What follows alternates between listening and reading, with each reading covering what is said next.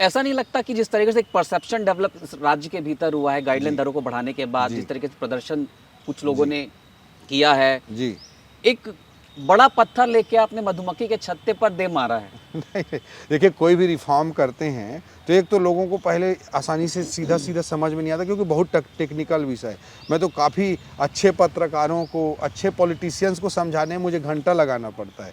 तो एक तो मैंने कहा भाई स्क्वायर फीट रेट को सरकार ने समाप्त किया, उसके कारण भी एक बैलेंसिंग के लिए कहीं ना कहीं बढ़ाने की मजबूरी थी।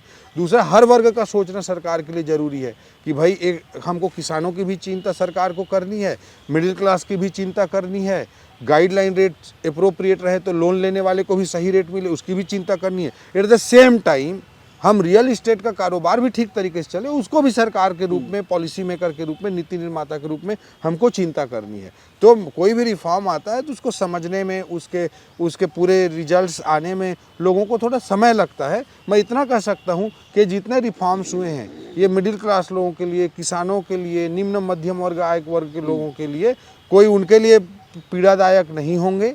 ये जो कुछ वर्गों के लिए निश्चित रूप से जो नेगेटिव किस्म के लोग होते हैं जिनको कच्चा पक्का खपाना है, बड़े कुछ नेगेटिव ब्यूरोक्रेट होते हैं, नेगेटिव पॉलिटिशियन होते हैं, नेगेटिव बड़े बड़े बिजनेसमैन होते हैं, सभी के लिए मैं नहीं बोल रहा हूँ, लेकिन जो लोग होते हैं कुछ नेगेटिव लोग, उनके लिए ये ज़्यादा पेनफुल है, और जो ज़्यादा उल्टा पलटा करते हैं उनके लिए ज़्यादा पेनफुल है। उसके बाद भी मैं बोल रहा हूँ कि हमको सब सेक्टर की चिंता करनी है, किसान की भी, मिडिल क्लास की भी, रियल इस्टेट कारोबारी साथियों की भी, वो भी इकोनॉमी के और प्रदेश के अभिन्न हिस्से हैं।